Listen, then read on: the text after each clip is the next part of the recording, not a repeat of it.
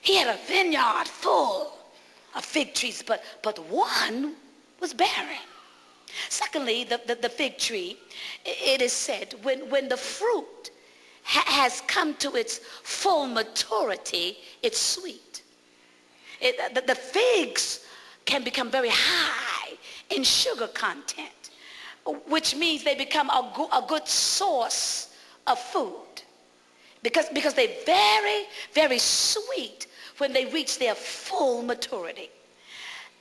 Thirdly, not only does the fig tree produce large leaf pear-shaped leaves that will serve as some type of protection and shade, and when its fruit is fully formed, it's sweet. You can eat a fig straight off the branch, or you can tuck it in your pocket and let it dry out. So which suggests you can eat it right away, or you can pack it in your knapsack and travel with it.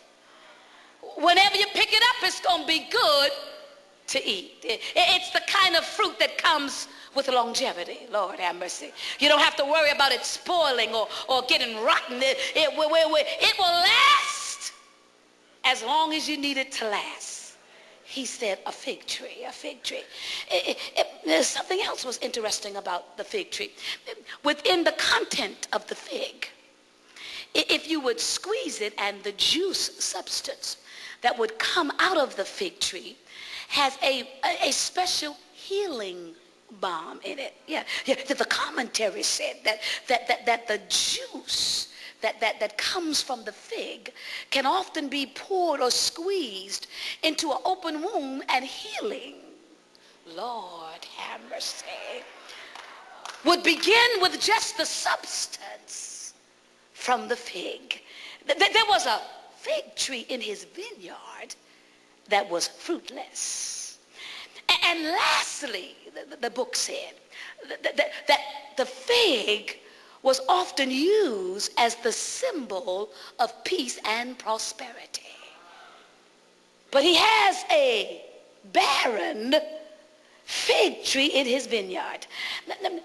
Now, there was a little negative side to the fig tree, and that is figs didn't grow on it in a hurry. It took time. Lord have mercy. We're going to work there in a little bit. It took time for the tree to produce figs. It didn't happen in 6 months or 2 weeks. No. If you were going to have figs on a fig tree, you're going to have to wait for the fig tree to enter into the right season of its life.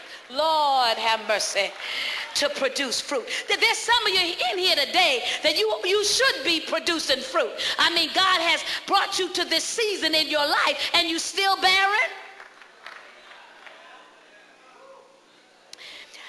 Now Jesus knew all of this. The caretaker knew all of this. So when he tells the story of this fruitless fig tree, he has a deeper purpose in mind. A certain man owns a vineyard, and he approaches a barren fig tree. When he discovers it is no fruit, it has no fruit, he instructs the caretaker, cut it down. Now we can establish right here that the place where the fig tree is a blessed place. Simply because the tree is there. We're going to work with it in a minute. But there's got to be something else going on that does not allow the fig tree to produce fruit. Let's set up some principles. First principle.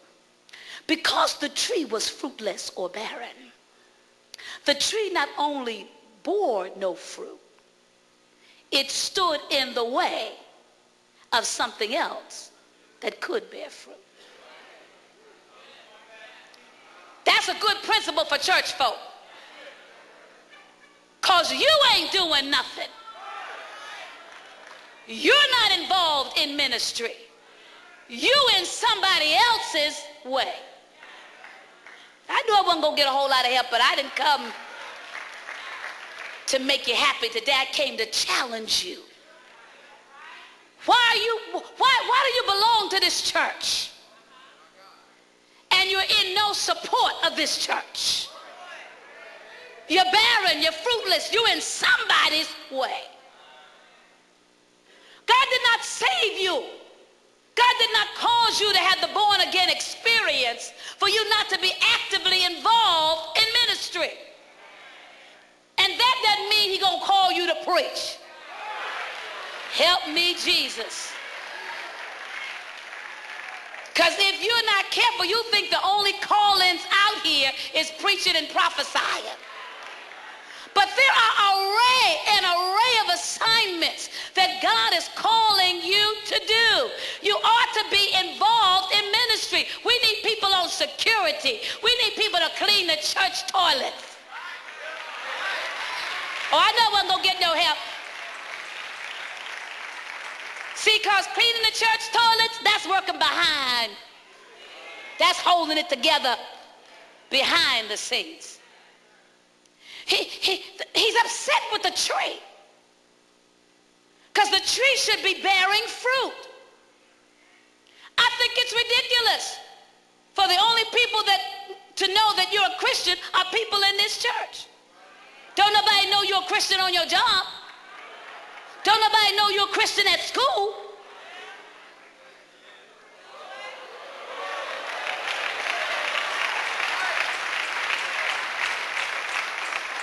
Why just bear fruit in here when there's a whole world out there that needs to know that there's another way you can live? I can't get nobody to help me today.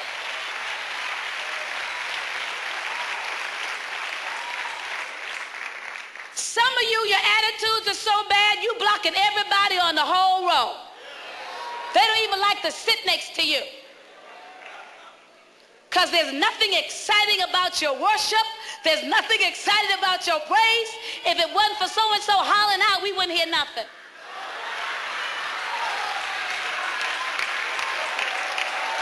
But don't get mad because she hollering out. You ain't saying nothing. Now, let's just end that. You ain't saying nothing. Always holler. Well, why don't you say something?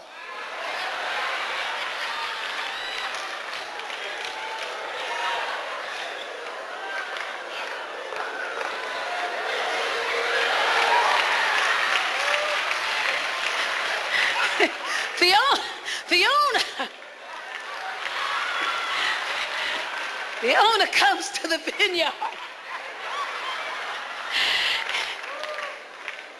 And the fig tree is fruitless.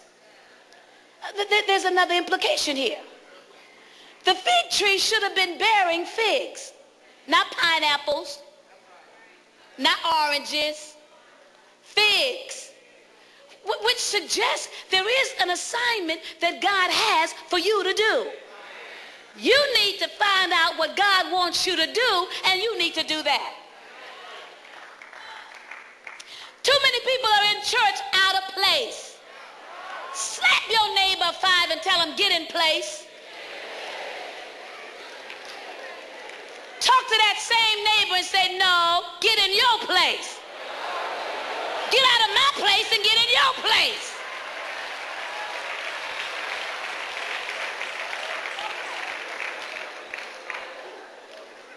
The Lord saved you to bear some type of fruit. You ought to be bearing and producing something in your life that will cause somebody else to take notice of you. There is a certain position you have to be in to bear fruit. The fruit trees bear fruit at different seasons, different junctures, different times. You should be able to discern. Lord, help me. When it is your season. Sometimes I'm just waiting on my season. I've been waiting. Well, when is it? Because if you don't know when your season is, I don't know when your season is. You ought to have some sense, some feeling that God is pushing you. You ought to be able to feel the vibes of a new day, a new season in your life. You don't need nobody to prophesy to you to walk in your season. Honey, look at yourself, look at God, look at what God is setting up and walk in it.